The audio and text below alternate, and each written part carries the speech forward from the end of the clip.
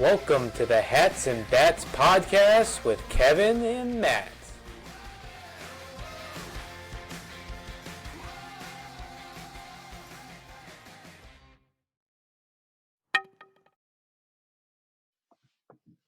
So today is Tuesday, April 23rd. Welcome to episode 5 of the Hats and Bats podcast with Matt and Kevin. What's up, buddy?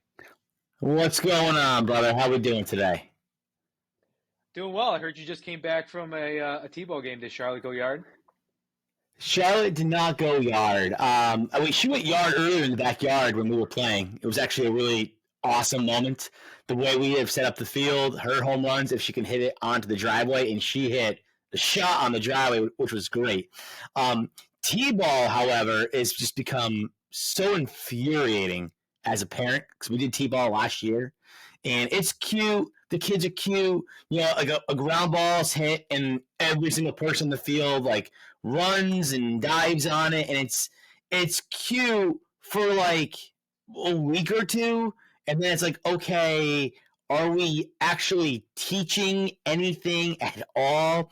And you know, kids they like to join in on that kind of stuff. They like to join in the fooling around, the goofing around, and they're just weak-willed parents sometimes, and sometimes I just want the parents to be a little bit more hands-on. Like, no, it's not okay that you just go jump on the boy who's trying to feel the ground ball and, oh my God, it's so cute, look at, no, okay? I have no aspirations that my daughter is going to be any kind of anything athlete, okay? I don't even have aspirations that she's going to be a D3 athlete. But kids do need a little bit of structure. Let's provide some structure, folks. T-ball can be cute, and they can learn too. Oh, my God. Plus, the wind was blowing today. It was so cold. I came home cranky today, Matt. I came home super cranky today. T-ball is bothering me. The stupid New York weather is bothering me. But this will put me in a good mood. I've been looking forward to this podcast all week. This is going to be fun. Let's go. One of my friends at school was just telling me she's got young kids that are, I think, they're like 6 or 7. And she was saying the other day her son was pitching. There was guys, like parents on the other team, trash talking her son. Yeah. And I was like, what is going on with Little League right now? It's the culture. I mean, and again, like you see a similar culture in high school athletics as well. You know, the degree that parents and even the kids will take this stuff too as well.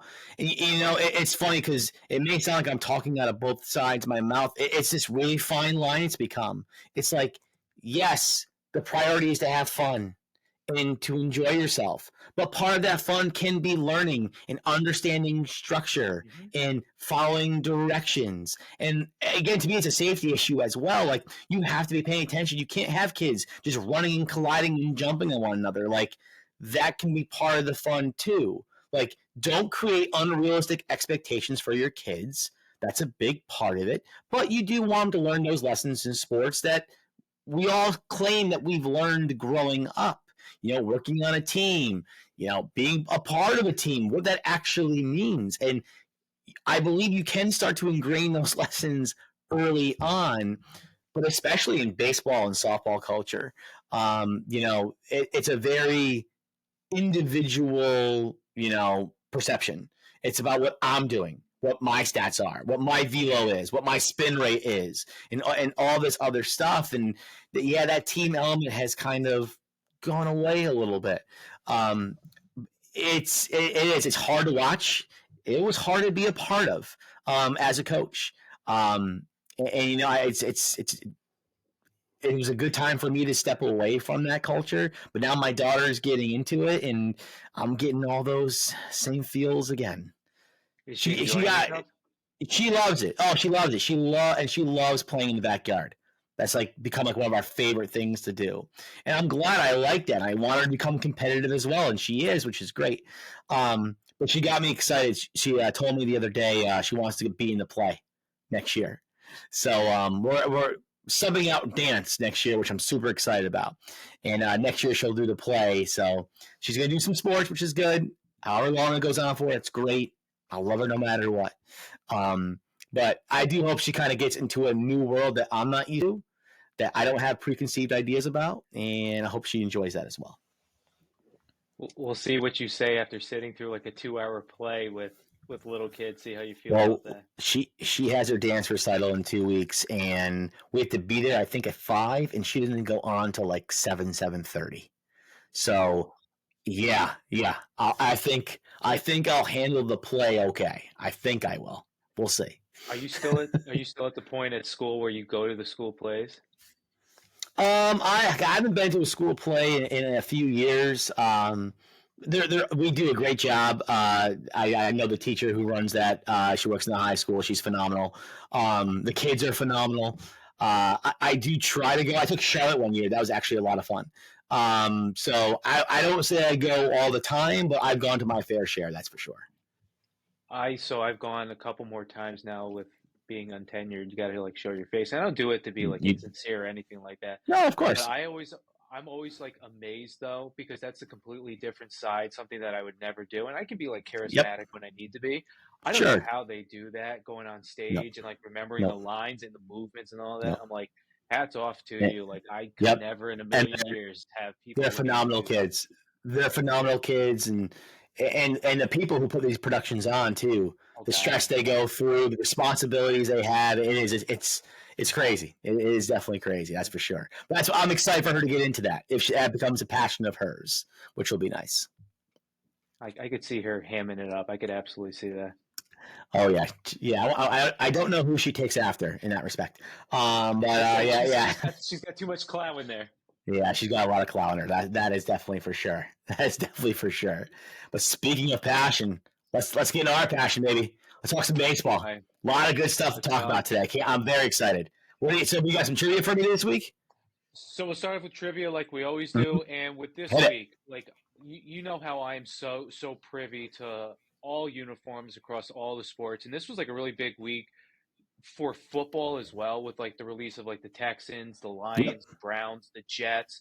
We have this Mm-hmm. whole like modernized, this current like retro modernization that I'm absolutely in love with that the NFL is Yep. doing. So now I was Yep. thinking too for trivia, I'm like, I kind of want to go back because you're way more of a historian than I am. So I'm like, I want to know like some of the history behind uniforms in baseball because it's always like, yeah, you know about the Yankees with like they put the numbers on the back for like the batting and order and stuff like that. So Mm-hmm. here's where my trivia comes in. So I'm going to give you a little bit of background and I'm going to ask you the Okay. question. So All in right. 1916, the Cleveland Indians became the first Major League Baseball team to add numbers to their uniform. I did not know that. I thought it was the Yankees, but it was the Indians. They actually Okay. wore a left sleeve patch on their home jerseys only that had their number on it. In Okay. 1929, numbers were first added to the back of the uniforms. That was done by the Yankees as well as the Indians. So it wasn't until 1929 where it became somewhat of a norm. So I my would not have known question that. to you, so Nice. 1929, we had the Indians, the Yankees, the first ones with the numbers on the back. Which Major League Baseball team was the first one to include the name on the back of their jersey? Was it the Oakland Athletics in the 70s? It was before the 70s, and it was not the It's Oakland Athletics. That's before actually a the good guess. 70s. That's kind of where I was leaning to. I was actually kind of surprised by this. Yeah, it's funny because I like the first thing that popped in my mind, like as far back, was like Reggie Jackson A's jersey, and Like the really I know big their owner. Jackson lettering. Yep, exactly. And the owner there was always doing this kind of promotional stuff. Chuck Finley, when he was the owner there, so it's before the A's. My last guess would be either Los Angeles, either Los Angeles Dodgers or the San Francisco Giants. That's what I'm thinking, like West Coast now when they moved out there. It is actually an American League Central team. So then, wow,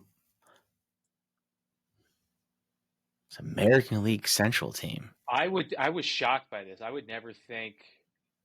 Oh, was it the White Sox with Bill Veeck? It was the White Sox. The White Sox, Bill Veeck, yeah. Chicago White Sox.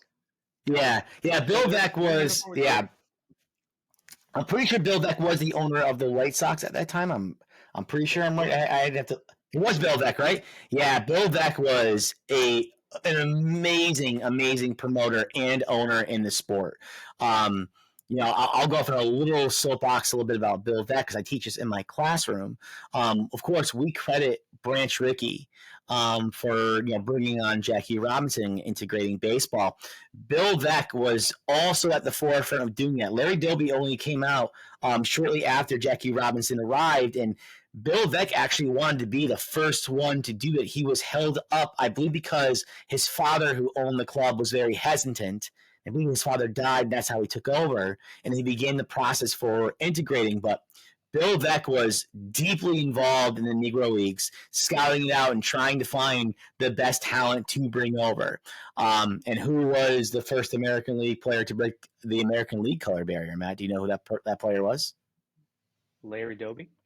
Larry Doby, the one and only Larry Doby, absolutely. He also brought on Satchel Paige to pitch there as well, helped them win the 1948 World Series. Yeah, Bill Veeck was a phenomenal, colorful, charismatic owner. Very nice. Cool.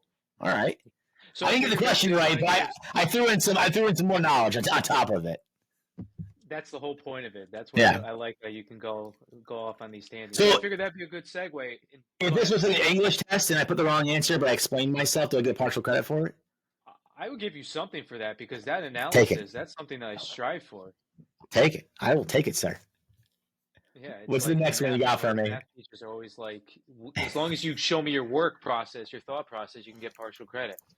Yeah, absolutely. So I thought that would be a nice little jumping off point to our first segment for Beat It Out. Yep. So this week, specifically for me with the Jets as well, was a huge week in uniforms, especially in New York, where we had the Mets release their City Connect uniforms that they're actually going to wear for the first time on this Friday. And this Friday against the Cardinals. Every home game on Saturdays other than June 1st when they retired Darryl Strawberry's number. So when I'll get into like what I thought about them at first. But there's like, again, the typical Nike mumbo jumbo things. So they're the second team of 9 to release their City Connect uniforms this year. And if you haven't seen them yet, they're gray concrete colors with the NYC in black. It's all inspired by like subways and bridges and concrete. So like nothing says warm and fuzzy like New York and concrete and bridges and piss-smelling subway stations. Yeah. But that's the whole aesthetic behind it. The concrete-based jerseys, they have like little subtleties like all the City Connect jerseys do. Like they have like a really thin pinstripe, and I thought that was like an homage to the Yankees. But again, when you like zoom in on some of these things, like there is creativity to it, which you'll never actually see on your television, where the actual subway, the actual pinstripes are subway line inspired because they're part of like the concrete jungle. There's like small circles and diamonds, which is a nod to the circle and diamond lines in the New York subway system. They have a sleeve patch that's got an old subway token on it, which I never even knew those things like existed when I was looking up stuff. It's actually kind of neat, like the tokens that they had for the New York subway system. They included that with like a purple outline around it. There's purple trim on the patch, on the sleeve, the Nike swoosh, the button on top of the hat, and all of those are homage to the 7 line, because this is everything. Their whole concept was bringing you to the stadium. So it was like the 7 line bringing you there, the Queensboro Bridge that they have depicted on the hat, that brings you to the game. So it's just all like connectiveness of how we're all different. We all come from different walks of life. New York is a melting pot. This is us coming together to root on the same team every night. That was pretty much like the basis behind it.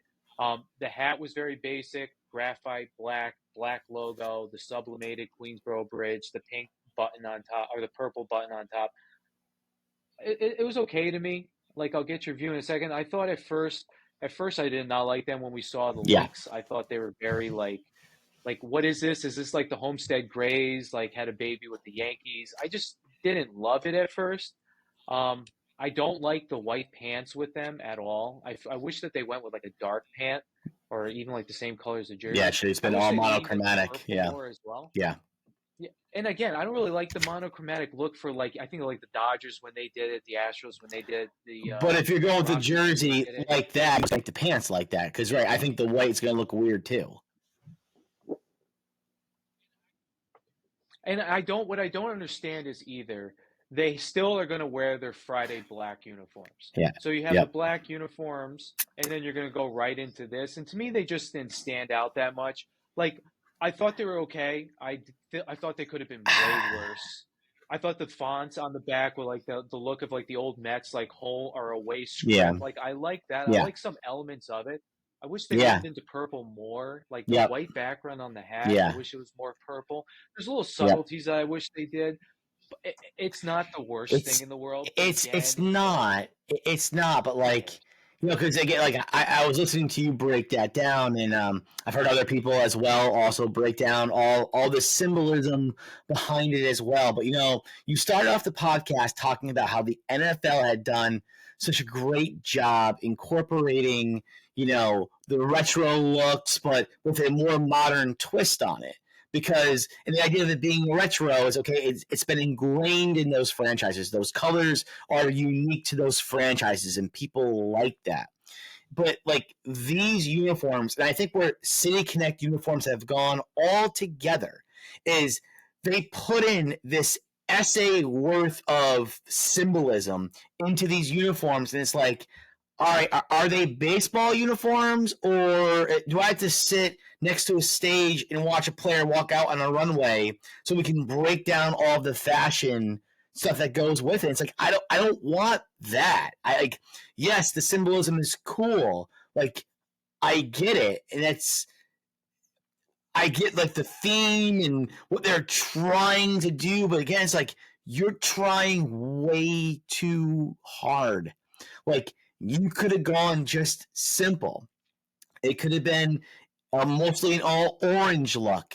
It could have been mostly an all blue look with like little orange intricacies and little white, whatever you wanted to do, but keep it connected to the Mets. And yes, I know and you're trying to connect it to the city. Like you can still have the bridge. You can still have I actually love the UV and the sweatband in the new hat as well. I think that's actually the best part of the whole hat. Is that part there. You can put that stuff in there, but don't jeopardize what makes the uniform already classic as it is. Like, again, I think the Mets uniform hat combination is one of the most underrated ones in all of baseball. I mean, like when we were doing the first episode talking about our favorite hats, and you think about the Yankees look, you think about the Cardinals look, and the Athletics looks and whatnot. The Mets are a part of that conversation as well, too. Like, just do something with that. I tell you, I saw the hat, Matt, and my first instinct was, okay, well, I just saved $50 because I would never buy. I'm not going to buy that. I'm not going to wear that. Like, it's just too. It's so funny. You're right. It's monochromatic. It's like it's all charcoal, but it almost looks like it's too much. I don't like the bridge look on the front. I can say it looks weird. Like. Again, I know I'm a side patch snob, but like you could have just done a really cool side patch and kept the logo, and everyone would have been happy with it. It's just too much. It's just too much. Again, I feel like I'm breaking down like a runway show. Like this is like America's Next Top Model. Like it's like no, I don't want that. I want baseball themed stuff along with the city. That's what I was more looking for. And the thing is too, and I'm thinking we are now, and as painful as it is to say this, I think we're starting to phase out where we're going into that older group, Probably. like the older curmudgeon-y, don't like get off my lawn sort of thing. I was talking to a couple of my kids in my study hall, and this whole week I've been going, they're big sports guys. I wanted to know again, what's a 17-year-old think? I Yeah. was talking to them about the Jets uniforms, like when the Texans uniforms released today. Their whole thing is the Jets black uniform is fire. The Houston Texans new uniform with that graffiti H on the side of the helmet, that's fire. But like the Detroit Lions uniform, Yeah, that was my favorite one. and they nailed that. They didn't like it. They're like, "Oh, I like the black alternate, but I don't like that traditional look." The kids don't like anything that is like nostalgic Yeah. or anything along those Yeah. lines. Like black sells. They want the hip, different sort of aspect. And I'm thinking like, all right, so you're not going to appeal with the City Connects to your traditional baseball fans, but is this their way of connecting to younger kids? Because I know at my school, I never see kids Yeah. wearing baseball jerseys. I see soccer Mm-hmm. jerseys, I see basketball, I see football, but I never see baseball. I don't even really see like baseball hats. And I'm like, is this their way of trying to appeal? Now, I know you say like you wouldn't spend the $50. I am gonna get it just Sure. because like I want it for the collection. But again, I thought there's Mm-hmm. so much more that they could have done. And I don't know how Right. much I'm gonna actually like wear it. But I again think they're not going for us, the traditionalists. They're going for the younger generation where they're going to look at that and be like, here's 10 It's funny you say that because I was literally having a conversation with one of my students today about hats, and he had this Yankee hat on with a rose going through it and a red underbrim. I'm looking at it and I go, dude, I don't like your hat. And he goes, wow, thanks, Mr. Clown. But I'm like, well, no, let me explain why. Like, I like hats. Let me tell you what I like. And he's like, oh, that's actually pretty cool. I'm like, what other things do you use? I have 12 Yankee hats. I go, well, I have a few more hats. He's like, well, how many do you have? So we got in that conversation as well. Another kid in my class also had a Yankee hat on. It was like a tan color with a white NY and the blue brim.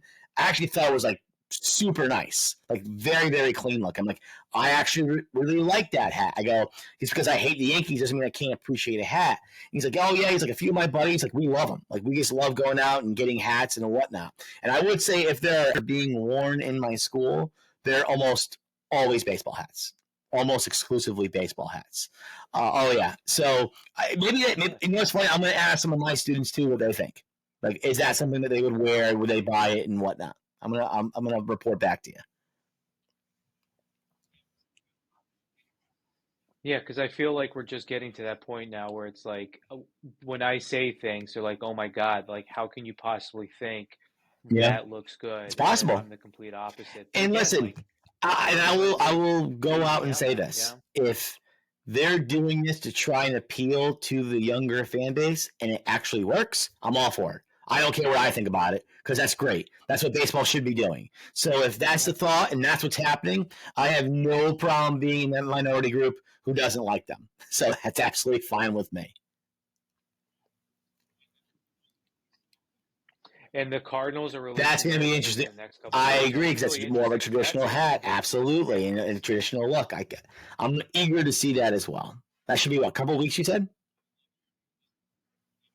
I would love it if they just, yeah, I think it's like they're Okay. gonna get released either this week or next week. I Mm-hmm. would love it if they just took the That'd be arch cool. and put a cardinal on the Yeah. arch, just something that's very simplistic, Mm-hmm. like and have it like that baby blue color Yep. that they sometimes wear. Have it be a pullover, like I would like. I think Cardinals Yep. think pullover like the cummerbund belt. That'd be cool. Like I would love it if they leaned into that, being like traditionalist, but they'll Nike-fy Yeah. it and make it something that's Good. out There's a there. good chance of that. There's a good chance of that. So I figured I went out a little out of order here, but I figured this would be a nice little Mm. segue since you were talking about your kids and your hats. So for segment two, which should That's have all been right. segment one, but I didn't look at my notes properly.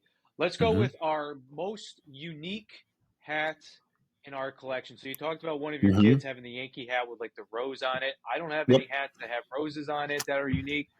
Out of your whole Yeah. collection, you're much more of like minor Yep. league, that sort of aesthetic. Your I'm most learning it right unique now. hat To me, for your this is home. my most unique. I'm going bold today look. This is the Buffalo Bisons. This is one of their theme nights with the chicken wing and the celery stick, and the dollop of blue cheese is the baseball. You got the white paneling with the all orange and the black undertone, the black UV and black sweatband. I love this hat. It's hard to wear it out. I will say that it's more of a hat. More if I'm bumming around the house, I'll put it on. But you know, I love the minor league theme stuff. I'm all about it. Which again, I'm also about side patch hats as well. And I love 47 brand. Like those three things are like if I'm buying a hat, it's usually one of those three things. Other fun minor league ones I have as well is I have this guy here.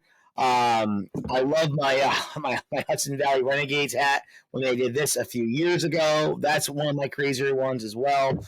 And the last one I would show a crazy hat would be this guy here. I call this the anti-wife hat. Catherine absolutely detests this hat. This is the Lakewood Blue Claws. Also one of their theme nights as well. Whenever we go to the beach, I'm donning this hat. It has as you can see, the crab coming out of the red bucket, but all the different color panelings. She says it looks like I'm selling hot dogs when I wear this hat. So whenever I want to like really, really annoy her, I'll pop that thing on and be like, "Are we going out tonight? Is it date night tonight? Because I got it. I'm ready to go if we're good." It's like I would not go out with you if you were wearing that hat. And she likes most of my hats, but she especially hates this one.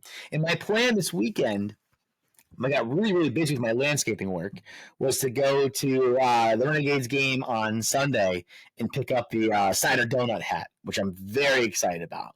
That will be part of the collection sooner rather than later. But today we'll just go a little Lakewood Blue Claws.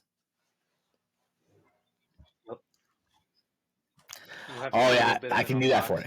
I can definitely do that for you. There was a website, Matt. I almost texted you the other day. They were doing a huge sale. They're called My Hat Stop. I think they're based out of Seattle, and they had a huge sale. Very, very nice hats. I think I bought one from them before. They were really, really good.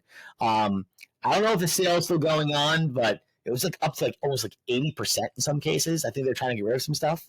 So yeah, I mean, it's out there. Again, I think I've bought from them before, but I almost had a couple.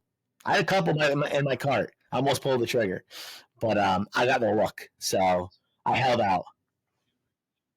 So I have right now on Fanatics. I have, I think, 4 hats currently in my Nice. cart because I have like a 25% token. So the Mets City Connect hasn't dropped on Fanatics yet. So as soon as that does, I have that. I'm going to get that.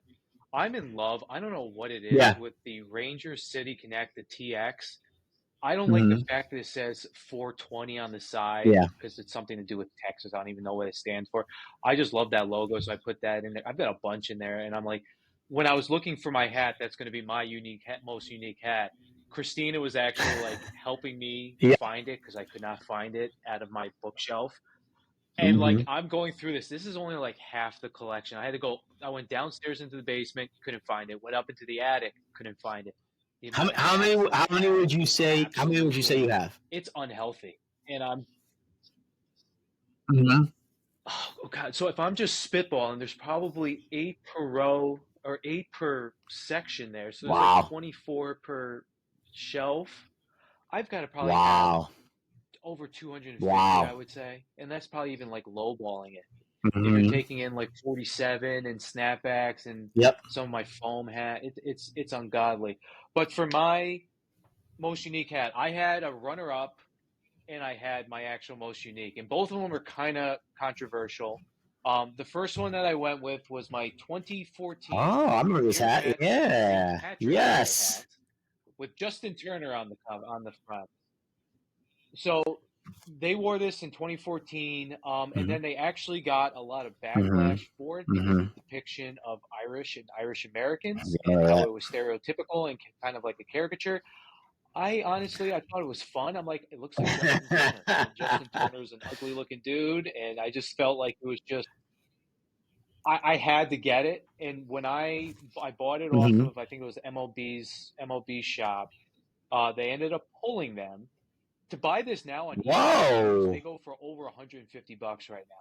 So I'm like, this is like a little bit of a hot commodity. I break it out for St. Patrick's Day, and it's funny, like a couple Mets fans at work, they'll be like, "Oh, you've got the spring training, like St. Patrick's Day." I'm like, "Yeah, very cool." Keep it under like lock and key. So this was my runner-up, but my most unique, and I had to find like the whole backstory for it.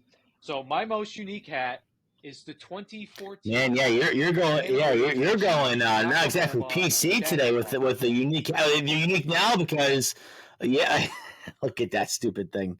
That is crazy. No, that's nice. That's a crazy hat right there. So I did not know. I did not know the whole backstory behind it. So I went down a little bit of like a rabbit hole, a little wormhole right here. So the Braves had Chief Nakahoma as their real life mascot from 1966 to 1985.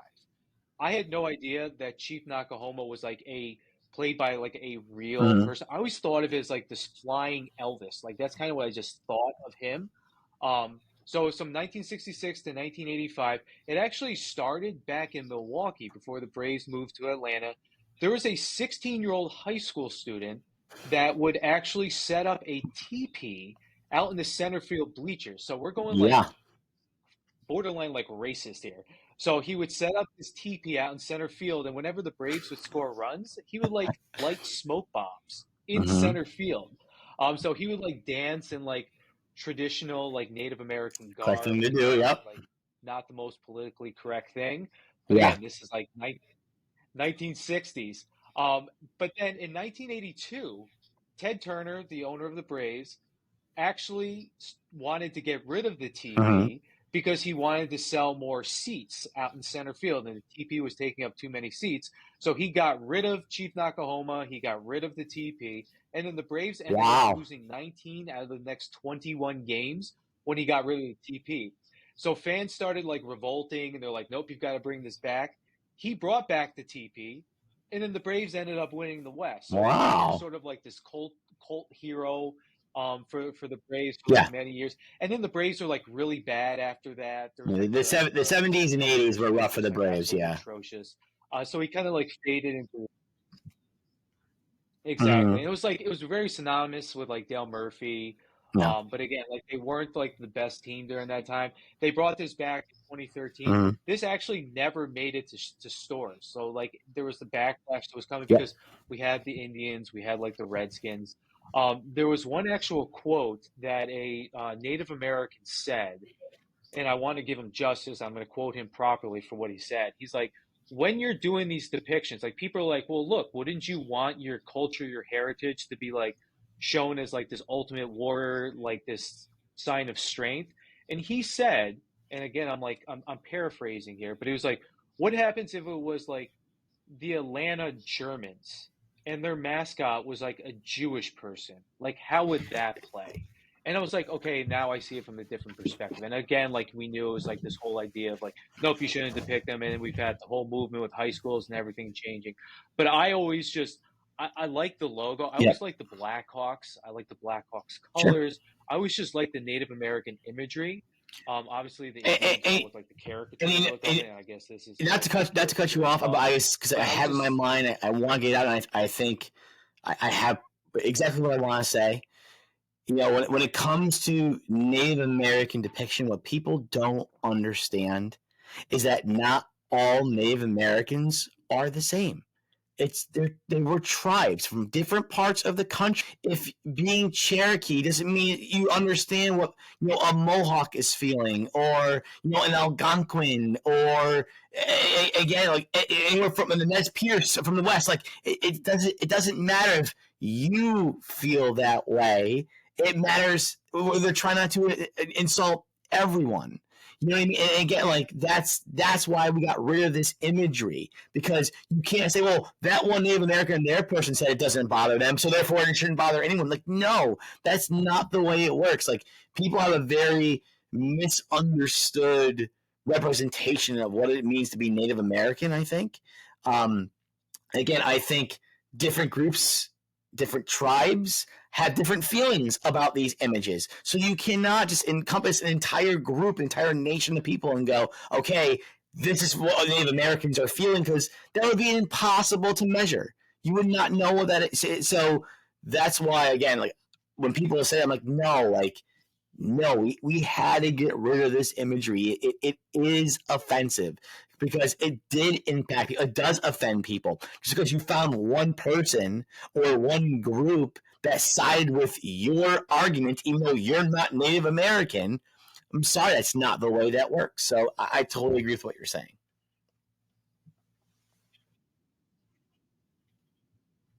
Yep, and I actually did an argumentative essay with my kids over Chief Wahoo, and should Cleveland have gotten rid of it? And we looked at like a whole bunch of different articles, and like it's very difficult finding scholarly articles that you can use in a high school setting that develops an argument for it in a respectful and proper way. Yeah. But it was just Yep. they're great conversations to have. And again, like this never saw the light of day. It was completely pulled from production. I bought it off of eBay, and I can't even find it because I was looking on eBay to see like what prices would be like.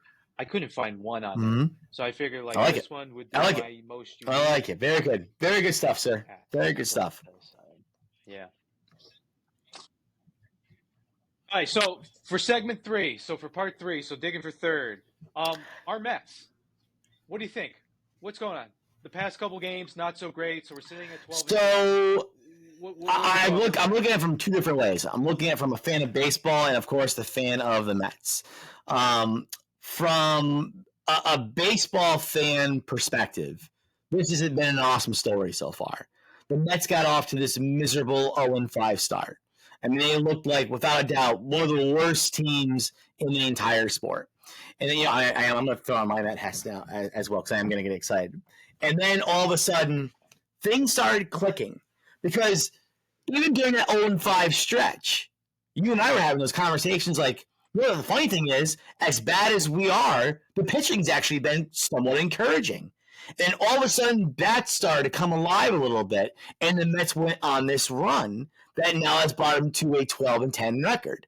I believe at one point they won, 9 out of 11 games. They beat up on Atlanta. They beat up on the Dodgers in LA. I mean, these were impressive statement series wins that the Mets were making. And again, it's a great story. There's a lot of guys you can root for on these teams. It's the no-name starting rope, but you have Diaz, the bullpen's been outstanding. The polar bear in his contract year, and then you have all like these gritty players in the lineup as well, like your Harrison Baders of the world, your DJ Stewarts, and then, of course, your superstars with Lindor and Alonso.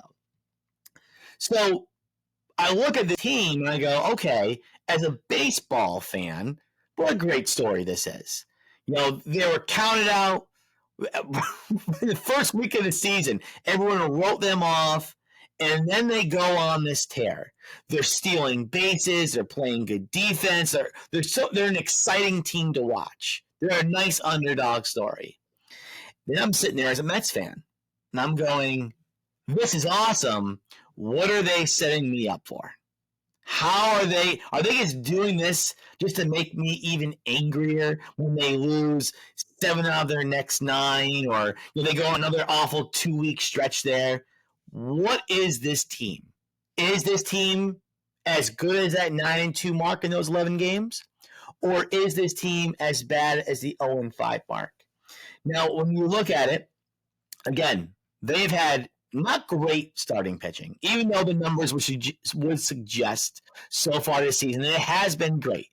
At one point, their starting ERA was in the top 10, which is awesome. I would go along the line and say they are a reliable starting rotation so far. Quintana's been awesome. Severino, after that one bad start, has looked pretty good. Buto has been electric. Adrian Hauser has been Adrian Hauser. Yep. Aside from the bad start against I believe it was against the Dodgers. I think he got lit up Sunday night.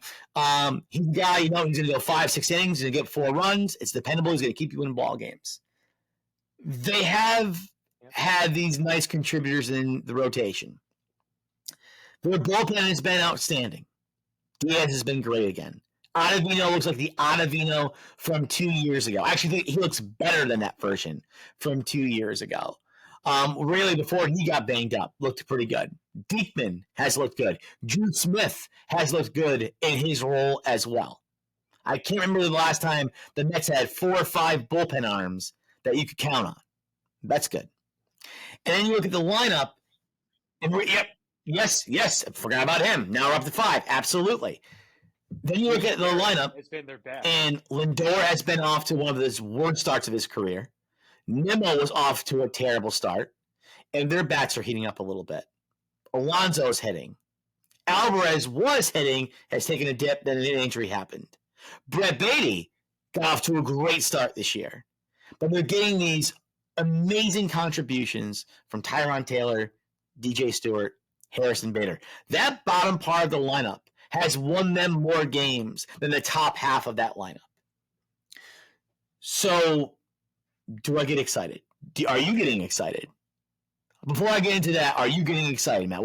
What's your feeling, pure Mets fan? What's your feeling?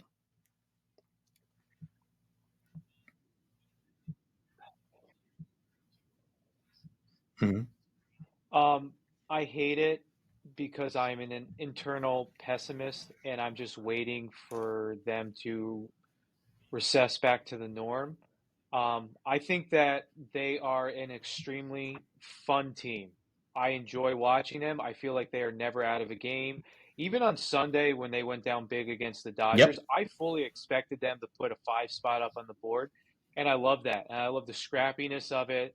And I like the fact that it's this whole bunch of like I don't want to call them no name because they still do have superstars, but they are not the Verlanders, the Scherzers, the DeGroms anymore, where it's just like, who are these guys? I was watching the game with like my parents and my mom's like, I don't even know like half of these guys. And I'm like, but these are guys where you see the potential. And I don't think, and we've talked about this before, this was not the year. This was the bridge year to get to next year.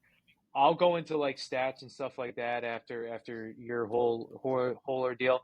I'm encouraged, but again, I'm waiting for them to recede back to the norm. And I don't think they're going to be able to keep up a 12-10.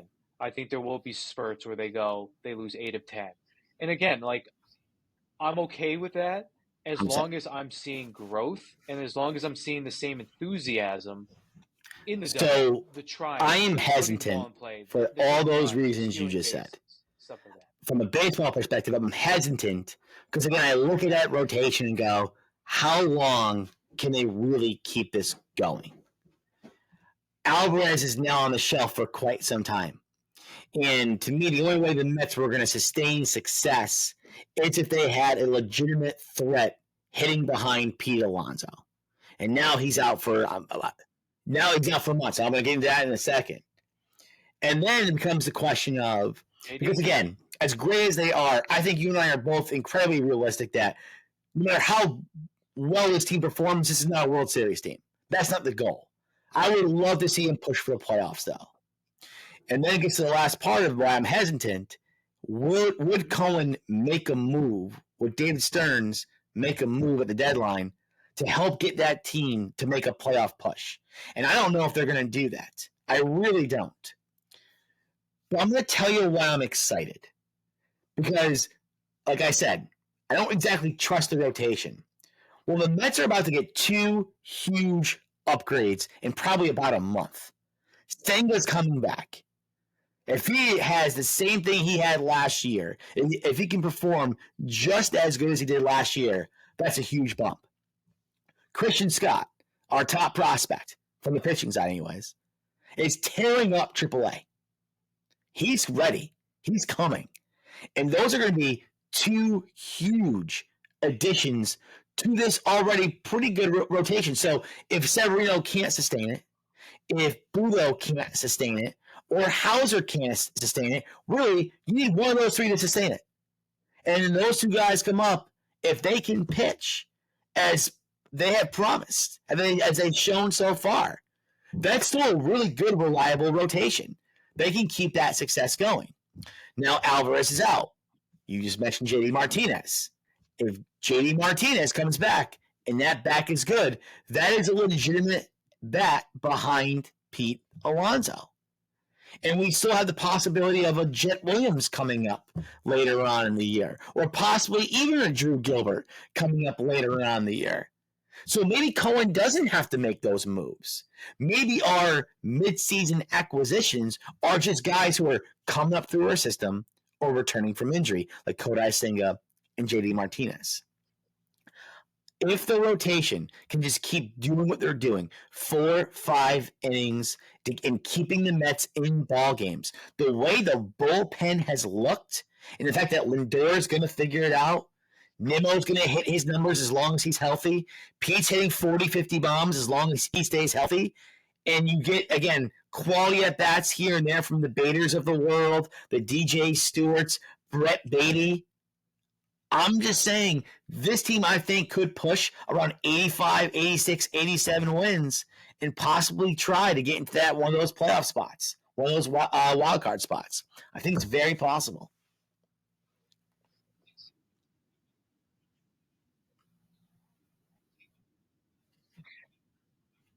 And see, this is my biggest concern. So take away the Sunday game against the Dodgers, the game last night against the Giants. So when I was like, what do I think is going to be their Achilles heel? You can never guess injuries. So I'm saying if I can turn injuries off, okay, so there's not going to be any other future injury. These starting rotation to me, and I know you said how there's like, you've got to weather this next month. You've got David Peterson coming back, hopefully eventually start throwing this week. Who knows with McGill coming back, Senga coming back. But the amount of innings that the starters are not going is what concerns me. So when I was doing my looking up some stuff, the Mets are actually on pace to throw more than 650 innings, which would then shatter their franchise record for bullpen innings, which is at like 595. The only other team that's come close to that was the 2018 Rays, and they employed like openers. So like I don't even really consider that like as part of like the stat. Every single game it feels like the starter's going 4, maybe 5, maybe a batter in the 6th, and then it showers. So when you have a Reed Garrett who looks like a stud, Diaz looks like he's on his way to being Diaz again. Like you said, Ottavino, like they have these pieces, but what happens when they get overtaxed? What happens when it's July and these guys have been throwing 40, 50 innings already? I just don't know if they're going to be able to sustain it if the pitchers can't go deeper. And I know they've been talking, Mendoza's been talking about like, yes, we're going to push them longer. We're going to push them deeper into the games. I just don't know if a Quintana is like, I'm going 7. Give me the ball. I'm going 8 tonight. When Senga comes back, are they going to be like, hey, you're a bulldog. Go get us 21 outs. I just don't think that pitching rotation is set up to get 21 outs a game every night. And I just worry when you take your strength, which is the bullpen right now, and then overtax it. Now, my hope is, like, I thought Buck, I love Buck, but I thought Buck was very bad on the bullpen. He had his reliable arms, and he wore them into the ground. So I'm hoping new regime. And I'm with you on all that, Matt. And I would like to also look at this year's data in particular, and really how unique is that to be a Mets situation? Like as we talked about in this podcast before, with so many aces getting hurt this year, I think most teams are in that. I would imagine most teams are in the same boat as the Mets. But like you just said as well, yes, as of right now, it does look like that. But when Peterson, McGill, Senga, and Scott are already, that's 4 potential guys in this rotation. So does one of the guys in the rotation right now go to the bullpen and become a long reliever? Do we possibly flirt with the idea of a 6-man rotation to keep arms fresher? You know, and again, like we're in a very unique situation that we did not have the last 2-3 years. And again, these guys still have to come up. Christian Scott still has to perform. Senga still has to be healthy, and same thing can be said about Peterson and McGill. But we do seem to have, I don't want to say an abundance of arms, but we have options. And this is something this team has not had. Like we've gotten, again, so many quality starts from these guys. Jose Quintana has proven he can do this in baseball. Luis Severino has proven he can do this. Adrian Hauser has proven he can pitch an entire season as well, too. So we have guys who can go and have pitched full seasons in the bigs. And now you add a sprinkle in some of these other guys. I actually think the Mets, from an arm standpoint, not from a World Series arm standpoint, playoff arms are different. I don't think we have playoff arms yet. But sustaining success in the regular season, I think that's very doable. Don't forget, Mendoza's coming from the Aaron Boone school at the Yankees. That's what the Yankees did. Their starters didn't go wrong in games, and they pitched their bullpen into the ground, and that's why the Yankees have always struggled in the postseason. Their bullpen has been spent. If the goal for a Mets fan is I want to see a competitive team, I do want to see them make a push into the postseason without giving up a ton of prospects, then yeah, I'm pretty excited about it. I do have a lot of buy-in. I'm buying in more than I'm being pessimistic at this point right now. Now again, 2 bad weeks, a month bad, that can change things. But I don't know. I want to be a little bit more positive about this. I like this team. I like the energy. I like what's coming. And if we didn't have, if this was just Senga doing this, like last year, okay, yeah, this ain't gonna last. This is not gonna last. But we got options, and that's what gets me excited. Yep. And Marte has been great, and Bader's been much better than I could have ever anticipated. And with Alvey going down, it's like, okay, eight weeks without him. But Nito, to me, is a serviceable, good backstop, good framing, threw somebody out for the first time in the Mets this entire year. Like, I feel like they do have the pieces. I would love for them to go, like, you're talking about, like, will Cohen go out and get somebody? I would love for them to get somebody like a Trevor Williams from the Nationals, who the Mets had before, where it's like, we need you to get 3 innings. Even if it's like we're down 10-2. I need you to mop up innings. We can go multiple innings. You can keep us respectful. Like, that's what I feel like they need, instead of like this constant carousel where it's like, bring somebody up, pitch them for 2 innings, then DFA them or send them back down. Like, that's and I trust Stearns, and I feel like Stearns is better at this than previous regimes. But I just worry, as a typical Mets fan, that what happens when the wheels do start to fall off? Is there enough there to keep this moving forward? Or is it going to be catastrophic where it's then like, I got you. It definitely makes sense. And you're right to be pessimistic on all of that. But again, we weren't expecting much this year. And I think teams that can roll into the season and go, you know what, guys, we have absolutely nothing to lose. You can see that they're playing with a looseness that they did not have before. You know, and I think that plays a big role in this as well. And yeah, a lot of guys, especially in the pitching side, on one of the 1-year deals, who are going to be invested and make sure that they can go as long as possible. So I'm just saying, it's okay to be excited. It's okay to be excited. The baseball fan side of me and the Mets side of me says it's okay to be excited. I know. But would you? But it's just me being typical. Would you really be hurt? Comparing myself to would you really be hurt though? Like, would you? Like, if the Mets lost the next 10 straight, we're back to where we were in September. And again, this is the bridge year, anyways. So would you be really that hurt?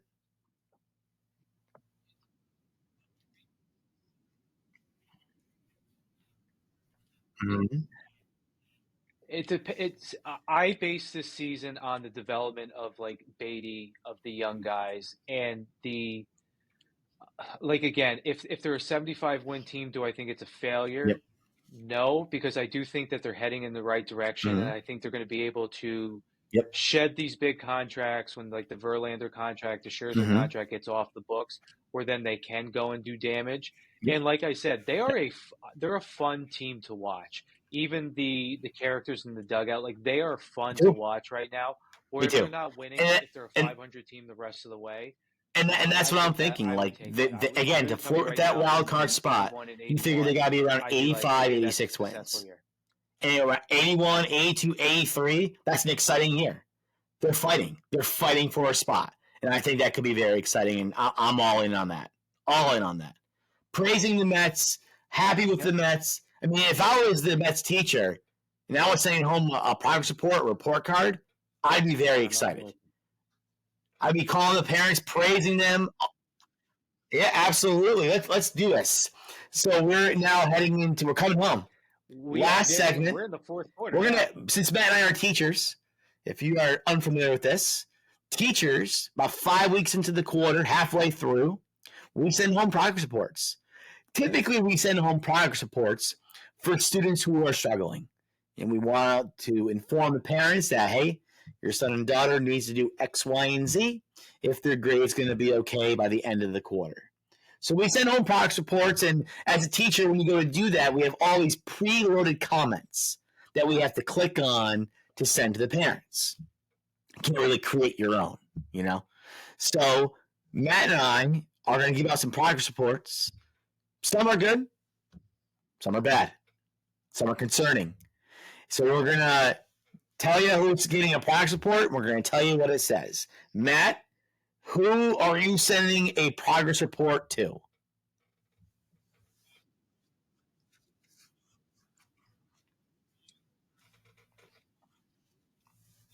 All right, so branching off of our little discussion just recently about my boy, Francisco Lindor. Now, let me preface this. So again, I'm Mr. G right now. Francisco, let's have a little talk out in the hallway. I just want to talk to you for a little bit. And what I would do is in this particular situation, I'd be like, Francisco, I got to let you know what I put on your progress report, but I want to tell you I have faith in you. I would put my hand on his shoulder and be like, listen, I love your enthusiasm. I love the extra effort. I love the joy that you bring in a day in, day out basis. I love the smile. I don't want that to stop. You still being you, this team looks at you. You are our leader. You are our captain. If you're not doing as well, you can tell by the way that you're acting, and I love that. But again, me being I want the best out of you, the two comments that I also would have left you were recent improvement shown, which is, again, I always find that to be a little subtle hit because it's like, hey, you weren't doing so well before, but you're doing better now. Let's keep that up. So for Francisco, I would say recent improvement shown. But then I would also say, and I don't think, Francisco, you would disagree with me, you're not performing up to your capabilities. And here's the deal with him. As a right-handed batter, he's fine. As a shortstop, he's great. One of the best in the league defensively. It's hitting from the left side of the plate. So when I looked up his stats for Lindor against righties, okay, so far this year he's got 80 plate appearance. He's got 10 hits. He's got 1 home run. He's got 5 RBI, a 149 average, a 275 on base percentage. That's not going to cut it for your $30 million shortstop from the left-hand side.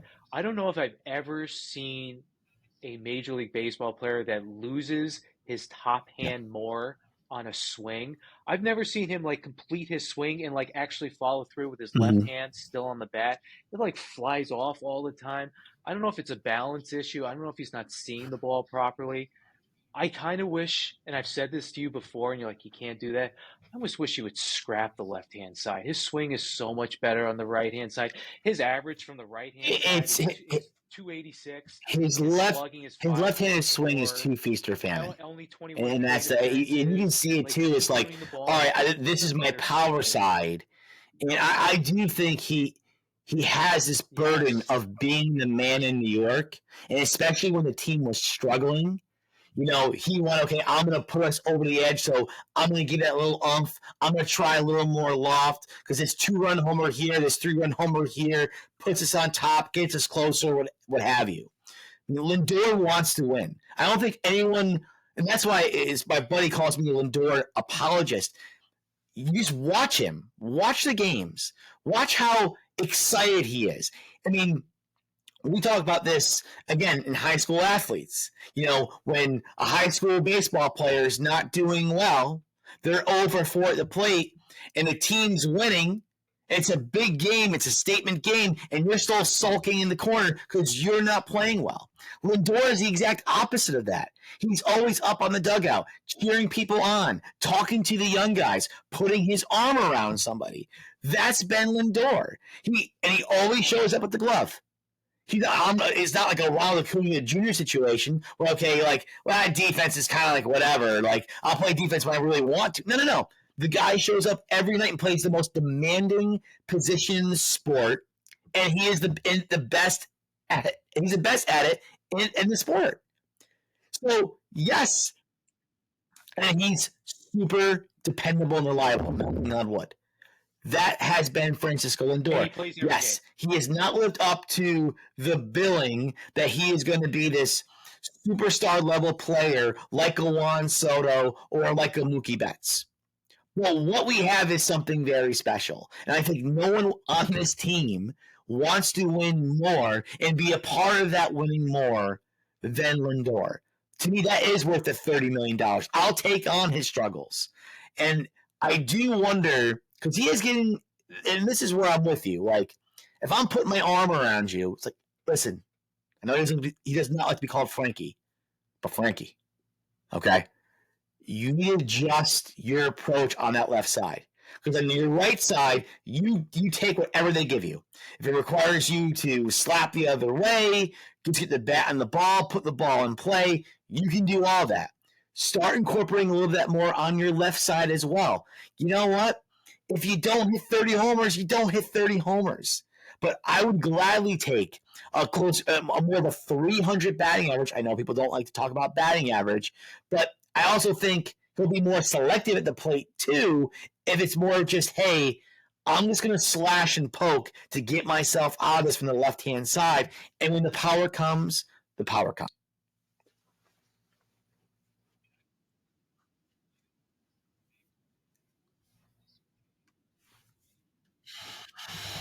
And I always wonder too, it's like why, and this is a debate for another day, is switch hitting overrated now? Like, but again, it's still such a small sample size. I do think he'll right himself from the left-hand side, especially as it gets warmer out as well. I think he's already starting to do that. He's been hitting over 300 this last week. So I think he is starting to get out of it a little bit more. Again, it's a small sample size. I mean, listen, if he had a 280 batting average with 18 homers heading into August and he went on this clip, we wouldn't be making that big of a deal about it because it's just 2 weeks. So we are 3 weeks into the season now. I think, again, the numbers have a way of averaging themselves out. I think he's going to be fine. I'm really not worried about him. I'm really not. There's other people I'm worried about, though, Matt. Yep.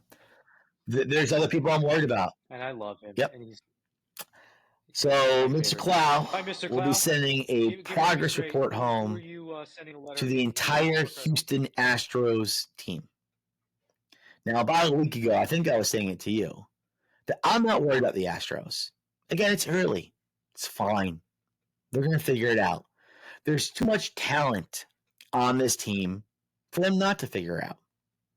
Verlander's coming back, but then Christian Javier just went on the IL. Josh Hader has been horrific. I know that because I have him on my fantasy team. This bullpen has been horrific. This Astros team, from an offensive standpoint, is not doing much better. So, why in just about a week have I changed course? Why am I sending a progress report home, and what is it saying? It's saying, number one, you're clearly capable of doing better. And number two, you're currently failing. Like, your number's bad. The numbers are really, really bad. So right now, I believe the Astros are around, and Matt, can you double check my standings for me? I believe they're around 7-13 or 8-14, something like that. And again, it's early. 7-16. Yep. Currently losing 5-2 to the Cubbies right now. 14th in the American League, 5th in. So I go, okay, how are all of a sudden a team that has had so much sustained success all of a sudden bottoming out? Does this really happen? So I took a look. And I would say, Matt, over the last 20 years, 4 teams have sustained the kind of success that the Astros have. The New York Yankees, over the last 20, 30 years, have done that. The Philadelphia Phillies, from about 2007 to 2011, they did that. The San Francisco Giants, from 2009 to 2016. And the Boston Red Sox have done it at 2 different clips that I'm going to focus on for this little comparison. From 2007 to 2011, and 2016 and 2021. Let's do the Yankees first. Now, the Yankees' success, I mean, I could have went all the way back to 96 to do this. But I want to do a little bit of a smaller sample size. From 2009 to 2011, these are the Yankees' wins by season. 103, 95, 97, 95. In 2012, they had 85 wins. Dropped 10 games in 1 year. The Giants, from 2009 to 2016, 88 wins, 92, 86, 94, had a 76 in there, 88, 84, 87 wins. 2017, the next year, 64 wins. The Phillies, 07 to 11, 89, 92, 93, 97, 102. 2012, 81 wins. Almost 20 games they dropped. Red Sox, same thing. 07 to 2011, 96, 95, 95, 89, 90. In 2011, they had 69 wins. And more recently, from 16 to 21, the Boston Red Sox, 93, 93, 108, 84, the COVID year, 92, and in 2022, they had 78 wins. When teams drop, they drop hard. And that's what I'm starting to wonder about these Houston Astros team, who for years have been averaging well over 95 wins. You look at this rotation, Verlander's another year older. Framber's banged up. Javier's banged up. Hunter Brown cannot figure it out yet. He's had a horrendous April. I know this because he's on my fantasy team. And while the offense is still loaded with guys, Yordan Alvarez, to me, is still the best pure hitter in the game. He's hitting 280 this year. Kyle Tucker is hitting 289. Altuve is hitting 351 this season. But you look at the bottom half of that lineup, Jose Abreu is hitting 066. He has a negative 32 WAR plus. This is, yes, by every metric, he pretty much is. Alex Bregman's only hitting 208 as well. I thought he's the worst player in Major League Baseball. This is a group who now I'm starting to question. They had their run. Is their run now coming to an end? Their prospects, for the most part, pretty much tapped out. They have exhausted their resources. They do have, again, two young studs they can invest in for the future in Alvarez and Tucker. But eventually the bomb's going to drop out on Altuve. Abreu, we're seeing now this really, really sharp decline. And when I compare the Astros to one of those teams I just mentioned, to me it would be those Giants teams who had this amazing core and this long, sustained success for almost 7-8 years. And in that 2017 season, when they only had 64 wins, it was still that core. It was Buster Posey, Brandon Belt, Brandon Crawford, Mad Bum was still there, Cueto was still there, Hunter Pence was still there. All those names, 64 wins. So we can say the Astros have all these names. Altuve, Alvarez, Tucker, Verlander, etc.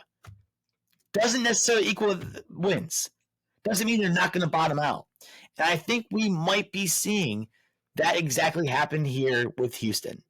So I'm gravely concerned that this is not an anomaly, that we should not be panicking only because it's April. Because when we look at more recent history, the last 20 years, this happens to great teams, to great franchises that have a long period of success. This is not new. If all of a sudden we look at the standings at the end of the year and the Astros only have like 75 or 80 wins, that wouldn't be shocking.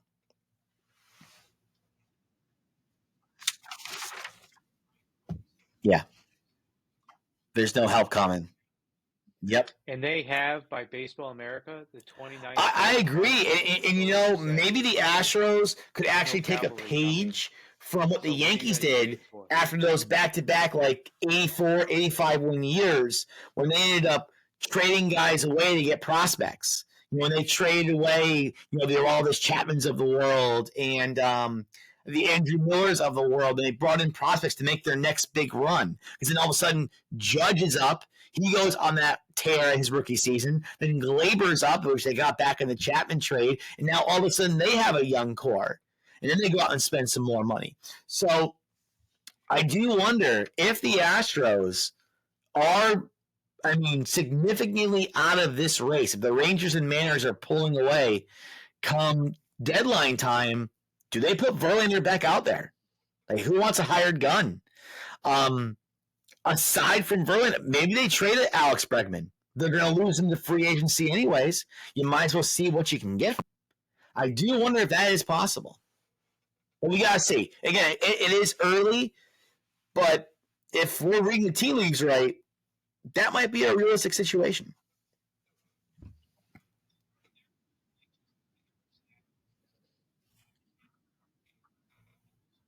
Mm-hmm. They're like just looking up their stats before, like the 5.10 ERA, like is atrocious. Like the strikeouts are down when you consider like the staff that they had or have. Two saves, it is not. Like, so it's going to be interesting. It's going to be interesting to see what they do here. Recipe for long success. Yes. My other progress report that I would give out, I'll keep it short, would be to Mr. Jackson Holliday. Considering he looks like he should be in my 11th grade English class because he's got the youngest looking face I've ever seen in my life. My comments to Mr. Holliday would be, demonstrates understanding of concepts, but could benefit from additional practice to reinforce skills. Now, I know they would not send him back down because that would look like he's a failure, but I think he's pressing. Another one of my comments would be, my God, that mistakes are part of the learning process. Don't be too hard on yourself. And lastly, because I'm a 3-comment guy, because I'm an overachiever, pitchers are throwing hard stuff. Lay off the high crap. So I went back and I watched as much video of him and all of his strikeouts. So he currently has, out of 30 at-bats, he has struck out, where'd my note go? 16 times. So he struck out over half the times he's been up. So I went back and I watched the video. I'm a big video guy. You know I am. I'm grinding the tape at 12 o'clock at night. So what pitchers seem to be doing is with him, if you elevate this fastball, he cannot catch up to it. I don't know if it's too much of an uppercut or it's just like the spin rate, the lack of drop. He cannot get on top of anything that's on top of the zone. They hit him at the top of the zone. And then they're throwing him junk. They're backdooring him. And they're also throwing it where it starts off in and then comes down over like towards his ankles. And it's repeated. It's every single time that he strikes out. It's fastball up.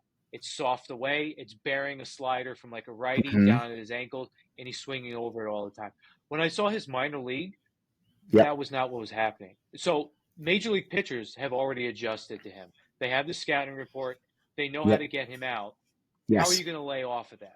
When Pete Alonso came up, it was always like throw the slider off the plate. Throw the slider off the plate, he's going to chase after it. He's gotten better at that. But how many years is he in the league now? So for Jackson Holliday, decompress. You're the 9th place hitter. You have all these years ahead of you. You're going to be a stud. Lay off things that are high. Pick up the I think so too. I think he will, and I think those are great points you made. That I think he is so unlike any other prospect. He is the Bryce Harper type prospect, the Mike Trout type prospect. Pitchers knew about him before he arrived. They clearly have already had a game plan for how to attack him. It was like, okay, here's this rookie, but he hasn't seen my fastball. He hasn't seen my slider. No. They're going at him with a plan, and now he has to adjust to that plan. And that's hard to do as a young rookie that he is. Again, he doesn't have a significant amount of time in the minors, and this is part of the sport of baseball. You have to fail a little bit. You have to get these setbacks so you can learn the most important trait every great baseball player has ever possessed, and that is the ability to adjust. And it takes time. It takes learning. It takes struggle. And hopefully that's just what we're seeing for right now. And he's able to make those adjustments. And then he can blossom into this superstar we all expect him to be. But Matt, again, I don't want to go too down far of a rabbit hole here. Have you seen these Orioles stats yet? This lineup? How good, how deep and scary this lineup is? Jordan Westburg and Kobe Mayo hit 7 and 8. They're both hitting above 300. Gunnar Henderson's now on a tear. It was a Cowser? I think Cody Mayo might be the guy above. Colton Cowser is the guy who's been going off. Yes. Yeah. Who's the guy that they just tonight? It's a name I can't pronounce. Yep. Oh, and I'm like, you don't have to. They brought up Kerstad. This guy can hit too. Heston Kerstad can hit. I'm telling this team. I was telling my cousin this on our podcast. This is the weeks ago. We'll look at this lineup by the end of the year, and it's going to look like one of those old school 90s, like Cleveland Indians, Seattle Mariners, Baltimore Oriole, Texas Ranger lineups, where it's just stud with like gaudy stats up and down the lineup. This is going to be an all-time classic lineup. That is my feeling. Like, we're going to be talking about this lineup 20, 30 years ago. Yep, they are a younger version than the Braves. I actually think this team can be even better than that from a lineup perspective. They can be better. That's how good they are. Yep. All right, so my last progress report. Yeah, we're gonna end it positive for tonight. This episode has been very Met heavy, and listen, guys, we've been holding out a lot of this Met talk for a while. You have two big Mets fans here, so we're gonna get excited when the Mets give us something to be excited about. Next time we'll scale back the Met stuff just a little bit, but to end it on a positive note, I brought up I said we're gonna try, Matt. We're gonna try. End it on a positive note. Mr. Brett Baty will be getting my last progress report. He did get a little banged up when I was making the notes for this. I was expecting to carry on the same success he was having. My report card, because he's a 3-comment guy. Wow, super overachiever. I'm a 1-comment guy. Okay, my grades are on school too all the time. Help yourself to them. You know how they're doing. Brett Baty, 1 simple comment. You've been a pleasure to have in class. You've shown incredible improvement, and I absolutely love having him now on this team. I am all excited about his improved defense, his improved discipline at the plate, how he, again, is just slapping the ball left side when he feels he can't really pull that ball anymore. I'm loving all that. He has been a really nice bat in the middle bottom part of that order that we did not have it all last year. And that's why I was super excited a week ago prior to Alvarez getting hurt. I'm like, oh my God, Alvarez starts clicking again. Now you have Baty there. And all of a sudden, this lineup looks super deep.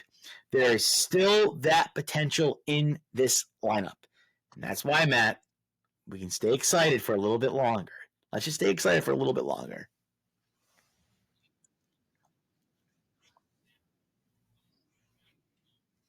Yes. Yep. And he was saying how he hates it in Philadelphia. Yep, I remember. Now is Alec Bohm remember the whole situation where he had the error, like 3-error game, and he said, "I hate this place." No. And then he came out and he owned it, and then like the Phillies, like Philadelphia rallied behind him. Like Baty last year was not good, and I'm like, I don't know if I really see it. His first or second at bat was a home run. I'm like, this kid's gonna be a stud, and then he looked to like go into a shell, and I see how New York can do that to you. But I don't know what him and Francisco Lindor did over this winter when they were like working together. His whole attitude, persona is like, I'm a veteran. And Lindor worked with him early on this offseason too. And before spring training, those two were working out together. And again, that's where, going back to our earlier conversation, what you have to love about Lindor. And what you have to love about this team. Let's be excited, Matt. Let's be excited. It's okay to be excited.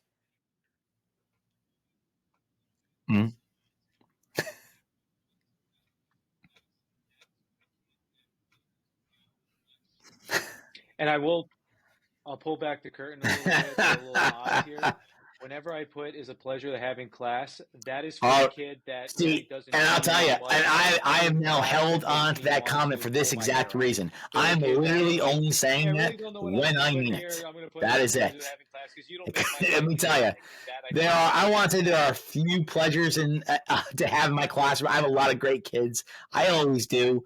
But if I'm taking the time to put that on the report card, I do actually mean it. I'm really excited about that. Yeah.